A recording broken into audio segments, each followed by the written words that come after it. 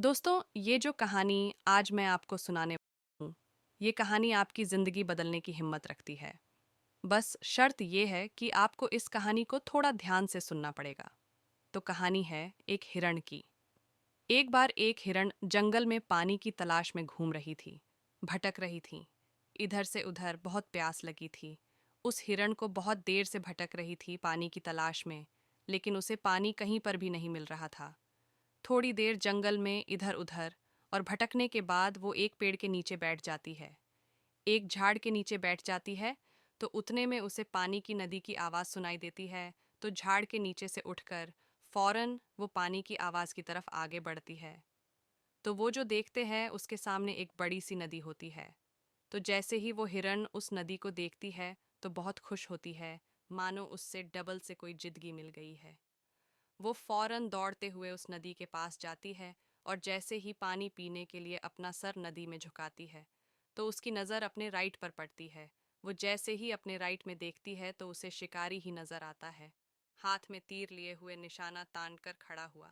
फिर जैसे ही उस हिरण की नज़र अपने लेफ्ट में पड़ती है तो उसे एक शेर नज़र आता है। झाड़ियों के पीछे छुपना, पानी, वाणी सब भूल जाती है। कुछ भी नहीं रहता उसके दिमाग में प्यास वगैरह। फिर वो हिरण पलट कर अपने पीछे देखती है तो उसे भयंकर आग लगी हुई दिखती है, जो कि धीरे धीरे उसकी तरफ बढ़ रही थी। अब हिरण जाए भी तो जाए कहाँ। राइट में देख रही थी तो शिकारी नजर आ रहा था, जो कि निशाना तान कर खड़ा हुआ था। और अपने लेफ्ट में देख रही थी तो शेर नजर आ रहा था। सामने तो गहरी और लंबी चौड़ी नदी थी और पीछे तो आग लगी हुई थी। चारों रास्ते बंद हो चुके थे। चारों तरफ से मुसीबत आ चुकी थी। अभी हिरन सोच में पड़ जाती है और वो ये सोचती है कि चारों तरफ से मेरी मुसीबत आ चुकी है, तो मैं अपना काम करके क्यों ना मरूं। मुझे वैसे भी तो मरना ही है, तो मैं पानी पीकर क्यों ना मरूं। तो वो हिरन अपना पानी पीने में लग जाती है। लेकिन थोड़ी ही देर के बाद जैसे ही वो हिरन पानी पी रही थी तो उतनी ही देर में ऊपर से काले बादल छा जाते हैं और उन बादलों से बारिश होने लगती है। तो जो आग थी पीछे की लगी हुई वो पानी से बूझ जाती है और पानी के कारण शिकारी का निशाना चूक कर शेर को लग जाता है। और शेर की नज़र पड़ती है सीधा शिकारी पर तो शेर शिकारी के पीछे लग जाता है।